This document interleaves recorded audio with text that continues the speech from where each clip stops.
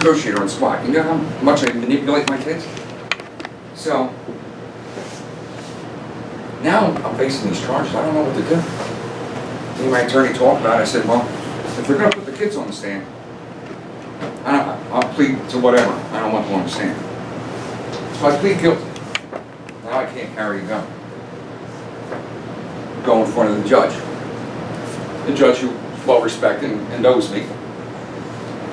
And normally on a court notice, before a hearing, before a guilty verdict, before a guilty plea, they usually incorporate the affidavit into record. And what that means is they don't have to read it out in court, so the judge will just look at it. So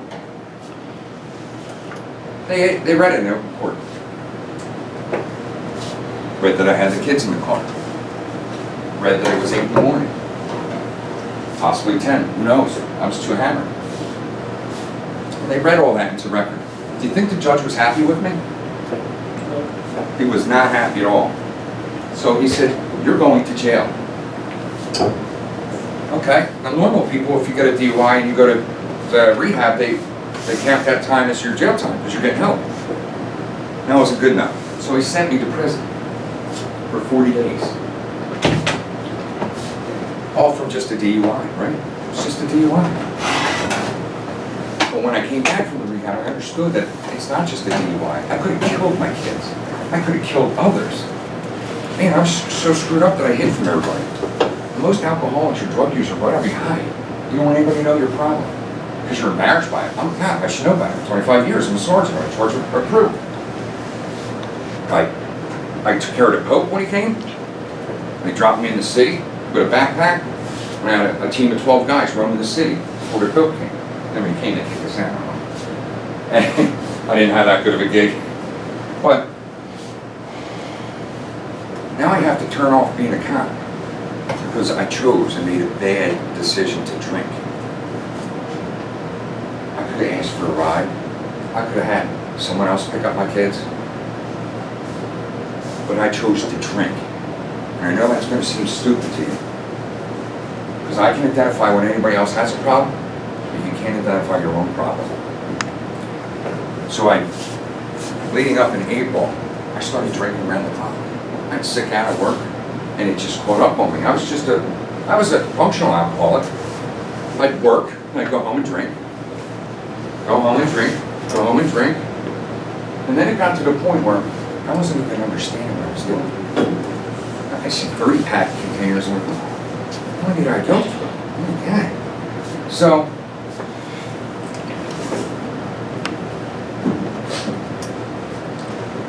I started drinking. So now I've identified I have the problem. I'm getting charged, and now I'm going to jail. So the 40 days he gave me to go in jail. Now mind you, if you're a normal average Joe, you get slapped on the wrist, they say, go ahead, see you later. But not me. He incorporates part of my sentence of the 40 days is my time that I did in Florida in the rehab. And then says to me, you're doing 6 days in jail. I said, all right. Now these are the same guys that I was in charge of in the courtroom that are going to put handcuffs on their sergeant. Kind of puts them in a pickle, huh? So, right on time. So, these guys are the same guys that I led into battle, so to speak. And they got to put handcuffs on their sergeant. So, I say, let's go to jail, let's get it on, let's do it now. My attorney says, you can't.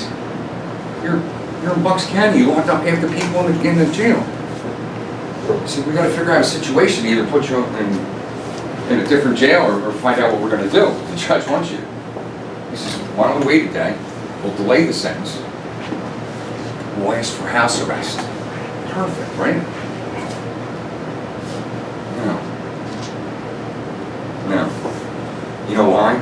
Because if they would have gave me house arrest, I would have drank for 5 days straight, 6 days straight. You're stuck in the house. And then the worst part of that is they have house arrest checks. I knew I couldn't do it alone. I knew I was going to drink. And then they put a little fancy monitor on you that when you start sweating alcohol on your pores, they come and arrest you. And then I would have been doing 60 days from one DUI. So the judge kind of did me a real good favor by sending me to jail. So we decided I had to go to Montgomery County Jail. Now I know all the people in the prison. I know all the people in Bucks. So they're calling me, hitting me up on my cell phone. Joey, we don't know what to do with you. And the judge said no house arrest. Look, I don't care, I'll just go to Bucks, put me in a cell for 6 days, I don't care. So that's a liability on me. So they chose to send me to Montgomery County. What are the chances you think that someone would identify me as a cop? 50-50. One day in, they realized I was a cop. I didn't sleep for 6 days. No one really picked on me. There's a couple people that started, but I jaw right back at them. Because I'm a SWAT negotiator, so I can use my mouth instead of using my fists. Those 6 days in jail taught me a very, very big lesson. Don't drink, and then get behind the wheel.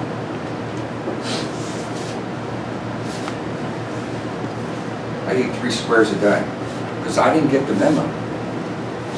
I'd never been to jail before. Everybody there loved it there. They go to work during the day, they come home to jail. They joke around, it's all their friends. It's like romper room in there. They enjoy it. They enjoy jail, because they're caught in the system. And I started realizing they're stuck in the system because they want to be stuck in the system. They don't want to get help. They spend $350 a week to stay at the jail. They don't have to cut the lawn. They don't have to do anything. Go out for work release. They come back. They get fed. They get fed in the morning. They go out. They do their drugs. And then they come back. And the problem with that is because the system's somewhat broken. But like most people, you don't just punch a time clock.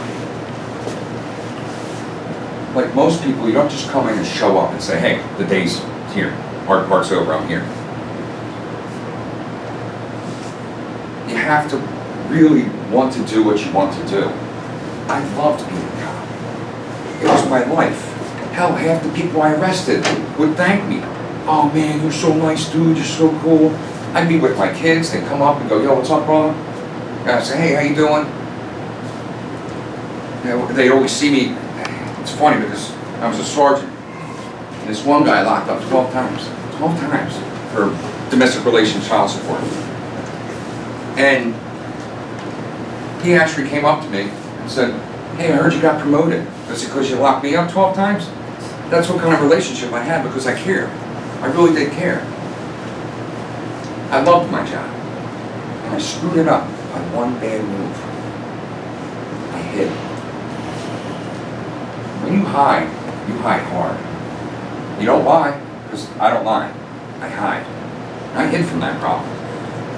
And it got out of control. Like I was saying earlier, I'd avoid people that knew me real well. I'd avoid Jaeger. I wouldn't see them. I'd hit them up on a text or something like that. I wouldn't see them. Started hiding beer cans in the trash and then take it to work so I could throw it in the dumpster. I was up to like, I don't know, 15 Top Rock beer a day, maybe 30. It was a good day, depends when I started. I let my life spiral out of control and didn't ask for help. When I'm the same guy that helps others. So I never asked for help. And I destroyed my career because I didn't ask for help. And those issues that you carry with you are going to be everything that I quarterback myself, Monday morning quarterback, for the rest of my life. How can I help others? This fine officer over here has a juvenile program. I used to help teach him that program, and now I'm in a suit, no uniform. I don't have a taser, I don't have a gun, I don't have all the bells and whistles. I got none of that. But I chose to come to schools. I choose to go to venues to kind of get the word out. Because I'm not above the law. I know that. I never thought I would, but I wanted to plead guilty. And if they were going to charge me with anything else, I would have pled guilty. Well, the bottom line is, there's people that need help. And then there's people that hide.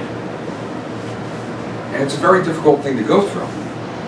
This whole incident, my incident, affected everyone in my life. Everyone. My kids, my ex-wife, as much as I love her, not. It affected her too. And you know what I did when I came back from rehab? I called her up and apologized. So I just dumped her with 4 kids and left and got on a plane. No, nothing. Just got on a plane and went to go to rehab. So I apologized to her. I came back, go to AA, a lot. I go to Lenape Foundation because I don't have health care insurance. Because I'm retired and they don't offer it. So now I got to pay out of pocket for everything. All these decisions were made on August 13th that ruined my life. Now I'm looking to rebuild and I'm looking to push forward and I'm looking to move on. But you can't rebuild until you fix the problem. So that's what I'm doing. And it's been 8 months now, and I don't have a car. I don't have a car kit because they suspended my license. So I have to have people drive me around, but they got to drive Joey around. How embarrassing is that? My son's 16. He goes to Central Bucks East. 16. He got his license. I'm an unlicensed driver. I had to hand that physical driver's license into the judge that day. How couldn't you make that a special dispensation? Oh, I got 4 kids, I gotta drop them down. So they take away my license. Now a normal person will get their license taken away for 60 days, maybe 2 months. I got suspended for 1.5 years. So I won't be getting my license back anytime soon. Do you know how much of a problem that is when you have 4 kids? You can't drive around. Well, maybe I want a pack of cigarettes or to get a coffee at Wawa. And I'll be damned if I get behind that wheel again. Driving under suspension, it will never happen. I have Sergeant Dennis from the Army Reserves flying from Toledo, Ohio to stay with me. She's my handler. That's what we call her now. Me and my son, my handler. Can we go to Wawa? Yeah, come on. So she's got to drive me around. So that decision affected 9 million people. I affected the cops because they didn't know what to do with me. And there's a thin blue line, but it only really, the thin blue line is to help your back with fellow officers if they're getting in an altercation or something. That's the thin blue line. It's not the get out of jail free card. It's not. And don't let anybody ever tell you that. And I'm glad they made an example of me, because by making an example and the Courier Times picking it up every day, do you want to know what my dad said? He's probably really proud of me, right? Hey, you beat out Trump on the first page today. Yeah, thanks, Dad. That's real nice. He's like, yeah, you beat out Trump again. So, and he saved all the newspapers. Who does that? I was trying to avoid the newspapers because it gave me flashbacks to that day. Because I don't remember shit from that day. Nothing. I don't remember. They said there's a video. I'm not even going there until I said, oh, wait a minute, to the attorney. So we could fight this. He says, okay. I said, they didn't take my blood. They didn't take my urine. They didn't take my breath. Yeah, and they don't even have me behind the wheel. I was on the side of the car fixing it. It was your work car. Oh, damn. You're on video. Okay, all right. Where's the video? Because you don't want to see it. I saw it. You just want to plead guilty and get out. So, I was apparently really hammered. But I affected so many damn people by one action. I got friends in law enforcement that don't even talk to me anymore. I get people in counterterrorism that call me up. And they don't know that I got jammed up, because I did. I got jammed up. So they're like, oh, listen, we're having a SWAT call out. We're going to need to negotiate. That's what I did. My phone doesn't go off anymore like it did in the middle of the night. Because that's what I love to do. And I lost it all. But I affected everyone around me, not just me. And that's the hard thing to wrap around. You think my son's affected? He's 16. He comes out of his room, at 7 in the morning and I'm drinking a beer watching the news? Not good.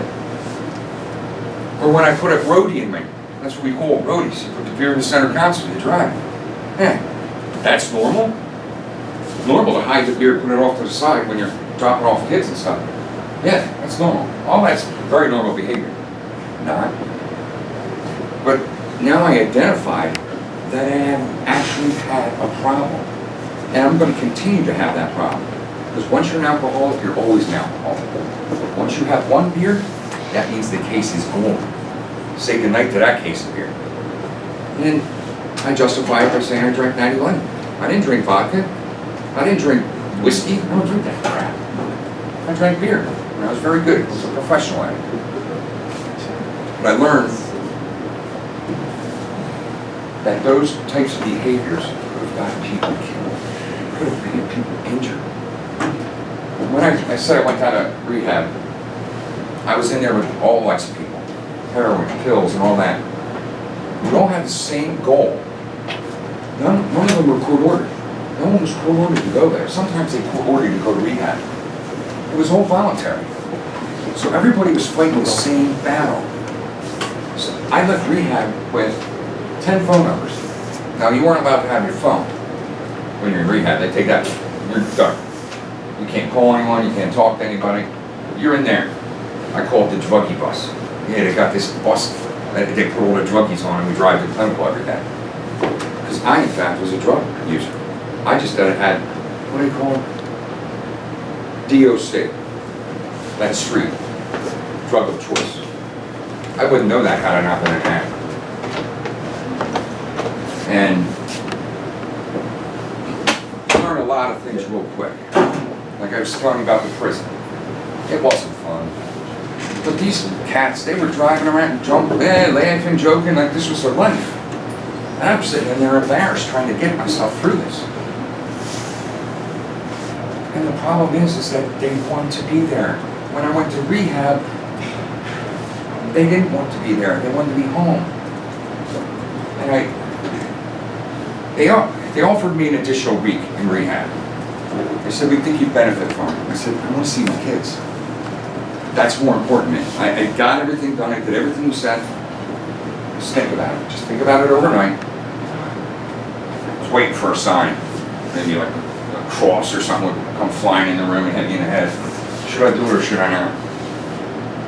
And I remember what got me in here.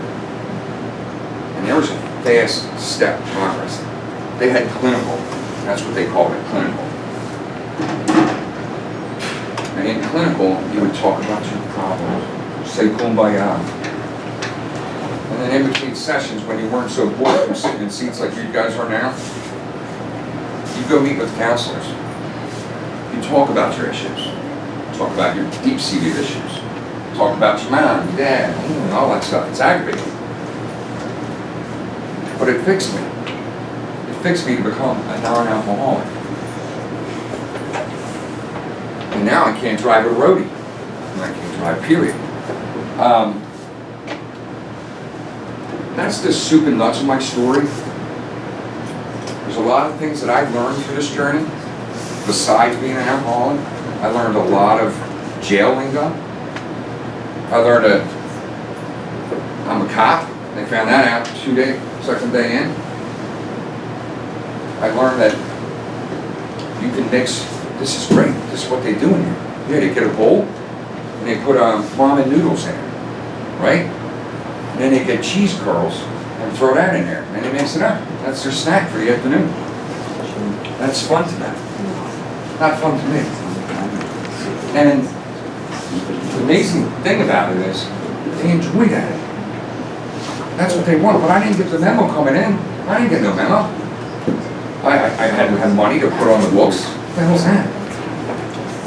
That way you can get commissary?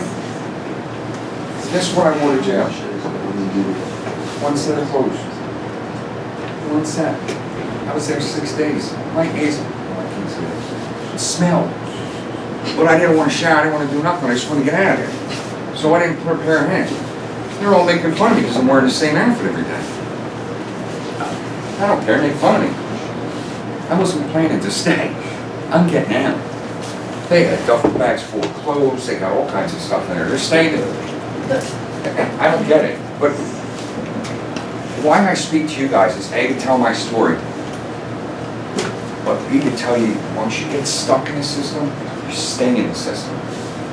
You do life on the installment plan. I'm not planning to do that. Life on the installment plan means you go in for 2 months, you come out for 6 months. You go back in for 5 months, you go out for 1 month. And you do it your whole life in installments. So my goal when I'm talking to Officer Yeager was to tell my story to hope and prevent anyone from making poor decisions out there and making decisions that are going to affect your whole life. I'm fortunate. I'm 45 years old. I'm retired now. I'm very fortunate that I didn't screw up when I was your age. Because guess what? I was in this building. I went to high school. That used to be Medell Baird. Pittsburgh High School East was my high school. I'm so thankful that at 45 years of age I can say one big screw up. And that screw up affected everyone. But that being said, I never got in trouble as a kid. I was the good kid. Well, actually, I got in more trouble here. It's all right. The principal used to call me in his office to knock it off. Because I was always the jokey kid. I was always the jokey cop. You know, rolling scenes, getting a little out of check. And I would make a joke, help the person out. And I wasn't one of those cops that would, let people go. But I'd drive them to court and maybe drop them off across the street from the courthouse and say, come on, just voluntarily turn yourself in. Because I see they were making an effort. And this is before my incident. I could see that they were making an effort. Most of the guys that go into this jail are shitty bill payers. So we're not educating the people in the jail of how to pay their bills. They suck at it. That's why they're in jail, because they can't pay their child support. They're all licensed contractors. In the summer, they're cutting lawns, or making hand over fist money, they're blowing their money on whatever. Winter comes, they got no job. Plus, they get a warrant now for their arrest. But I would try to help them if they were actually doing what they should have been doing. Some people just suck at paying bills. It happens. I suck at it. My handler helps me out now. But it's an avenue that you take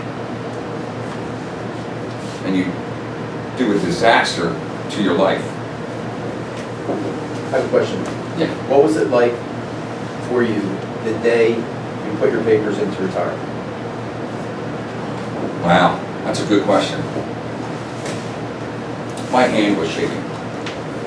I called my chief. He said, it's not a good idea for you to be in this building. I said, okay. So I had someone go in, time stamp it. And my sheriff called and said, you're not coming in here. The controller's office is a different office. My hand was shaking so violently because I couldn't even type to resign. And the newspaper says he's resigning. No, I'm retired. Because I knew what they were going to charge me. At first they didn't think they were going to, and they weren't. That's not a normal thing. But I'm glad I went through this whole process. Because I don't want to be stuck in the system. Officer Yeager and I were just talking, I have a parole officer now. I got street cred. Yeah, I even got myself a jailhouse tattoo. You know what that's for? That's my cell number. That's for every time that I think of getting in the car behind the wheel, I use my left hand. I'll never do it again. I learned my lesson.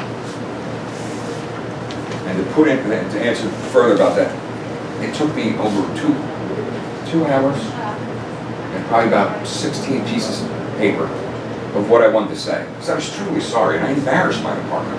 I don't think that I embarrassed me. I embarrassed Dylan. Lisbon, they all go to these schools. You don't think the kids are talking? Your dad's a drunk? You don't think Newtown tells everybody else? Like one of the corporals called me the other day. I was actually in charge of him on the street in Warrens. He had signed out an assist in Newtown. This is where this incident occurred in Newtown. The cops showed up in Newtown to back him up. I said, oh, at least you're not drunk. Yeah, and I got street credit now for this dumb. But I embarrassed everybody in my department. Why should they have to answer to that? Because because it's just beer, it's just natty. I was drinking, it's all right. Make excuses, make excuses, make excuses. But the only person that truly was doing anything was me. I'm fooling myself. Because I ain't fooling anybody else. I can tell you right now, if I walk up to Officer Yeager when I was on my stint with the driving and drinking and all that kind of stuff, that he'd know. So I'd avoid him. It was easy. And him and I used to meet up regularly, daily. We actually had places that night. Yeah, well, you're not retired, I am. We would and places where you could respond to different things if need be. We usually park our cars in the median, so no one would stop and ask us a stupid cop question. And when I started drinking, none of that seemed to matter to me. None of it. And the sad thing is, as I threw a career down the tubes, I have a resume that you wouldn't believe. But guess what? The new thing I can put on my resume. I was a community leader at a rehab. That looks great on the resume. My resume was very good. Extremely good. I went to every school you could possibly go to. For free, to benefit my department. As an instructor. I would instruct people on what I learned when I went to Florida, when I went to Baltimore. I have certificates from the FBI going to their academies. Think it's worth the paper it's written on there? No. It sucks. And the hard part about it is, I still have that desire to help. I still want to get out there. And that's why Officer Yeager and I started discussing things. Maybe it's better if I do this route for a while. She's got to drive me around all these venues. I'm sure she's very pleased about it. She has nothing in Toledo that she has to do. I'm very thankful for that. She has to drive my son around now. Because I can't drive. I can't sit passenger because I'm a suspended driver. He needs a licensed driver. Think he's affected by it? Because I know when I was 16, I wanted to get my license and see you later. So he's got till May, and then he can drive himself. Then he could be my handler. And all these decisions and choices, guidance counselors. My ex took Dylan out of school. He was at East.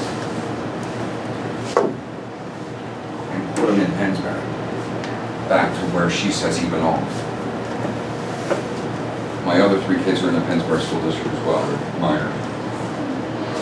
So I got out of rehab, and I got to take my son back up to East and explain to East in the guidance office where I was, why he wasn't in school.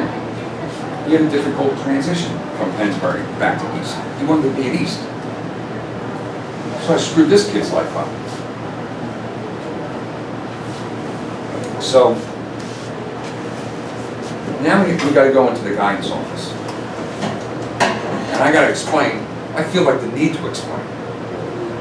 I think it's only right. So we go in, and my son, the demeanor of him is like a statue. He don't care about anything. Deep down, I bet she's affected by this. We go into the guidance office, and the guidance lady's like, okay, we're going to pick your classes. I'm like, all right, yeah, let's do that. Let's get going. So then my son, she says, did anything happen? You were away for 2 weeks, like everything cool? He's like, yeah. I interrupted the guidance counselor. I said, no, it's not okay. No. His dad's an alcoholic. Who's his dad? I said, me. It's easy to say now. It's easy to say. It wasn't easy to say before August 13th, which is why I'm doing what I'm doing now. But if I can prevent one person from destroying one decision, destroying their lives, because that's what happened. I'm very fortunate, like I told you, I'm 45 and I can retire.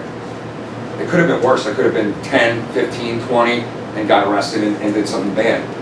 But I don't want to get stuck in the system. So I'm doing these speeches and talks to different groups. A, I like to talk. Some people tell me that. And B, help people. Because if one person could be saved by any of this, then I did a good job. And when I was on the street, I wasn't that bad cop. I was the cop that was trying to help everybody. trying to avoid people for 6 months. And everybody knew. I thought I had everybody fooled. I get on my phone and I'm like, I'm drunk. I'll just text them. I wake up in the middle of the night. Who the hell did I text? Who the hell's that person? Yeah. All that stuff. Because I hid. You know what? After this incident happened, my thin blue line came back for a little bit. But they only came back to scold me. That they all knew I had a problem. But I was a sergeant, so no one wanted to mess with a sergeant, so no one said anything. The thing I told you earlier is I don't lie, I hide. So if no one asks a question, I don't have to lie.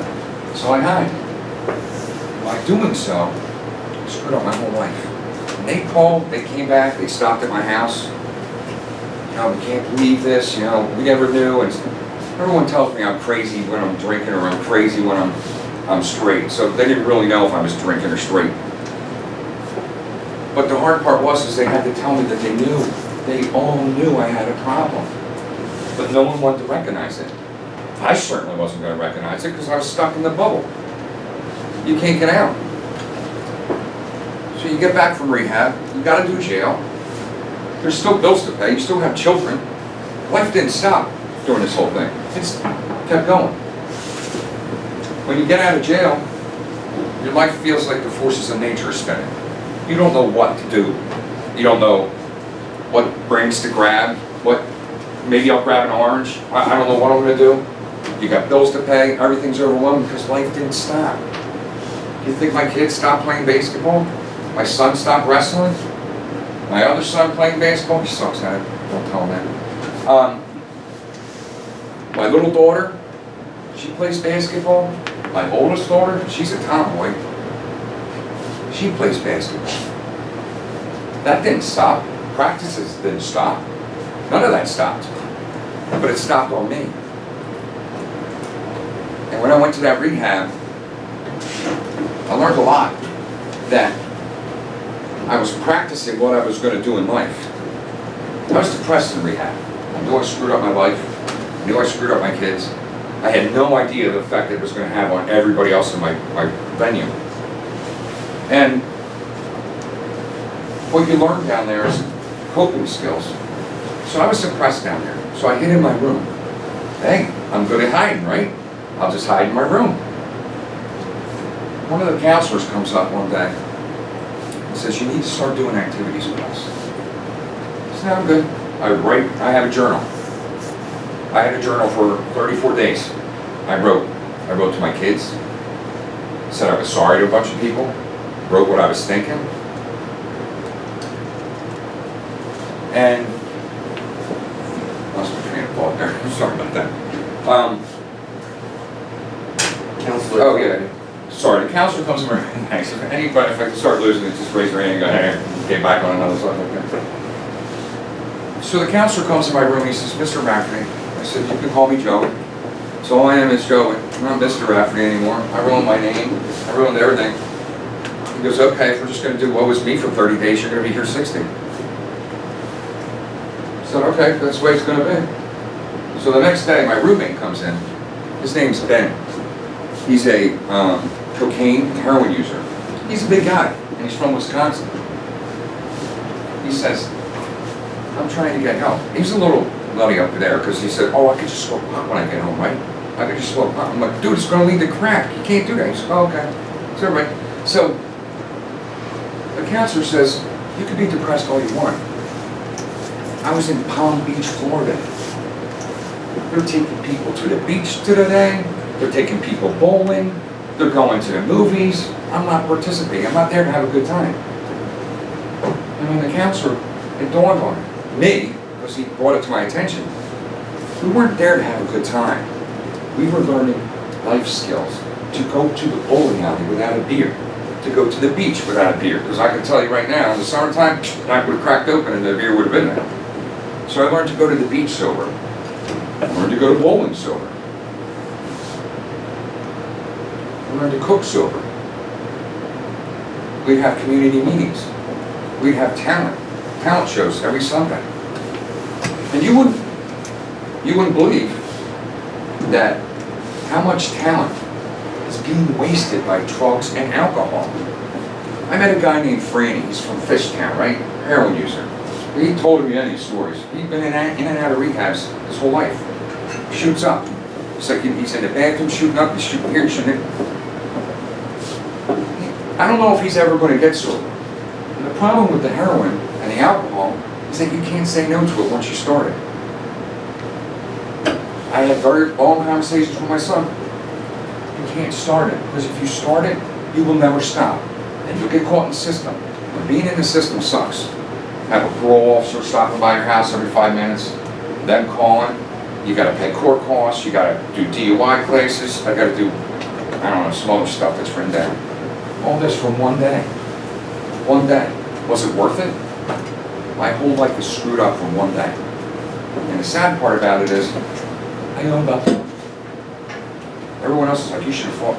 No, I'm not gonna fight it. I did it. I did it, and I'm not above the law.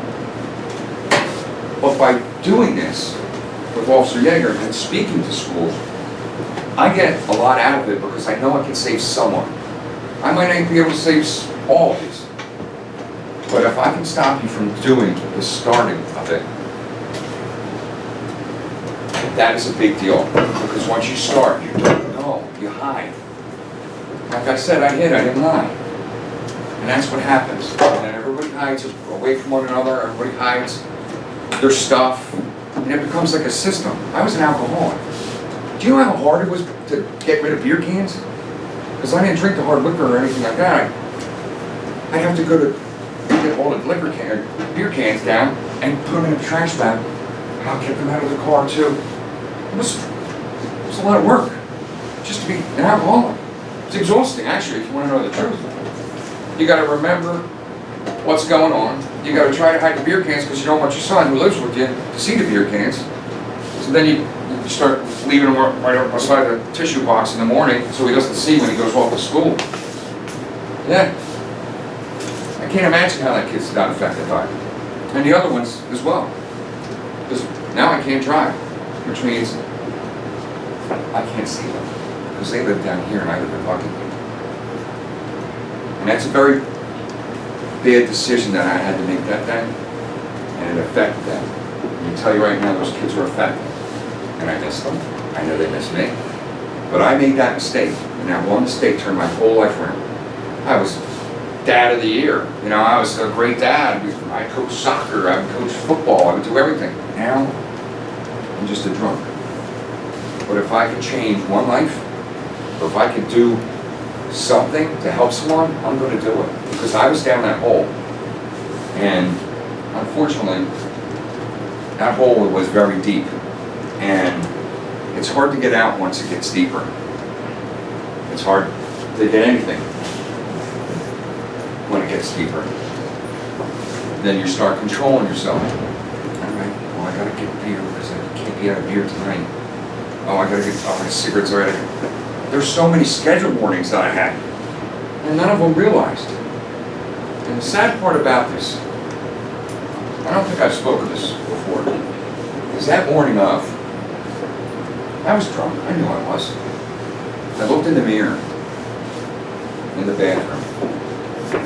I said, what are you doing to yourself? The vodka that was in my car, I was getting rid of it. I don't drink it. I was hammered. Not by vodka. I was trying to get rid of it. That's how much of a schedule I had. I could, okay, the beer cans I could take to this dump, but I can't put them outside myself. So there was such a schedule that had going on. I was actually relieved when I went to rehab. I didn't have to hide beer cans. I didn't have to do anything. I just had to drive around in the drug buggy, do whatever they told me to do.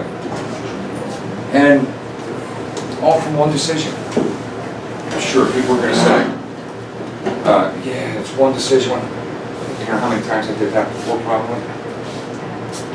You know, always says, oh yeah, I'm only going to do one pill here, I'm only going to have one beer. You get sucked in and you don't even notice. And that's the hard thing about it. If I would have noticed on myself, one day before I leave and this total incident happens, I go, what are you doing to yourself? And that's the day. That's the day. You said 5 minutes, right? You guys got any questions you want to answer?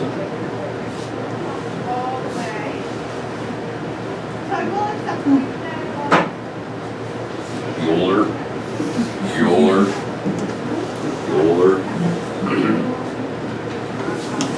Well, thanks for your time, guys. Well, unless I'll share your house. Yeah, just one thing, so also with me today is a woman, Mallory Showalter, and she's with the Bucks County Alcohol and Drug Prevention Commission. Do you want to say anything, Mallory, up here about some of the help that is out there for people? Sure, yeah. Thank you very much. Thanks.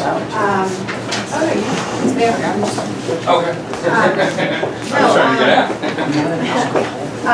I'm with the Bucks County Drug and Alcohol Commission. We're located in Warminster. We provide funding for prevention, treatment, intervention, and recovery services. Every school in Bucks County has Narcan, which is the opiate reversal medication. Our office helps to fund those efforts. We also have lots of different prevention programs. You may have had someone come into your school from maybe the Council of Southeast PA. We have programming that's available to all schools. And right here in this building, you have the Student Assistance Program, which is a great resource if you are concerned about anyone, any of your peers, siblings. You can always reach out to any teacher here and ask about the SAT program. That's it. Thanks.